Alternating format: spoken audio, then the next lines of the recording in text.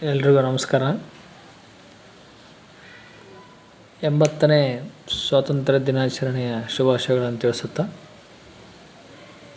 80 ವರ್ಷಗಳಲ್ಲಿ ಭಾರತ ಏನೇನು ಸಾಧಿಸಿದೆ ಎನ್ನುವುದನ್ನು ಒಂದೆರಡು ಮಾತುಗಳಲ್ಲಿ ಹೇಳಲು ಇಷ್ಟಪಡ್ತಾ ಇದ್ದೀನಿ. ನನ್ನ ಭಾರತ ಬದಲಾಗ್ತಾ ಇದೆ, ಮುನ್ನುಗ್ಗುತ್ತಿದೆ ಎಂದರೆ ತಪ್ಪಾಗಲಿಕ್ಕಿಲ್ಲ. ಏಕೆಂದರೆ ನಮ್ಮ ದೇಶದ ಬೆನ್ನೆಲುಬು ರೈತ ಇಂದು ತಂತ್ರಜ್ಞಾನವನ್ನು ಬಳಸಿಕೊಂಡು ಮುನ್ನುಗ್ಗುತ್ತಾ ಇದ್ದಾನೆ.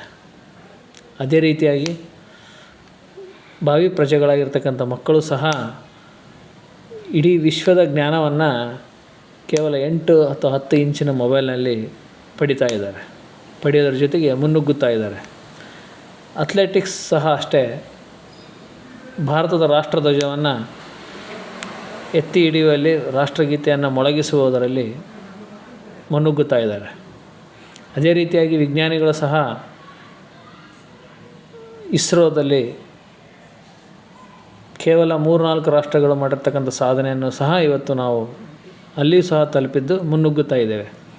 ಅದೇ ರೀತಿಯಾಗಿ ಡಿಜಿಟಲ್ ಪೇಮೆಂಟ್ಸ್ ದಿಲ್ಲಿ ಟು ಹಳ್ಳಿ ತಲುಪಿದೆ, ಮುನ್ನುಗ್ಗುತ್ತಿದೆ ಅಂದರೆ ತಪ್ಪಾಗಲಿಕ್ಕಿಲ್ಲ.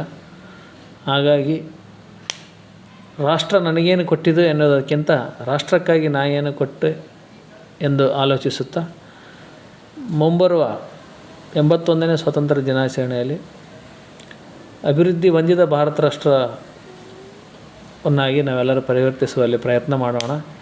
ಮತ್ತೊಮ್ಮೆ ಎಲ್ಲರಿಗೂ ಸ್ವಾತಂತ್ರ್ಯ ದಿನಾಚರಣೆಯ ಶುಭಾಶಯಗಳನ್ನು ತಿಳಿಸ್ತಾ ಇದ್ದೇನೆ. ಧನ್ಯವಾದಗಳು.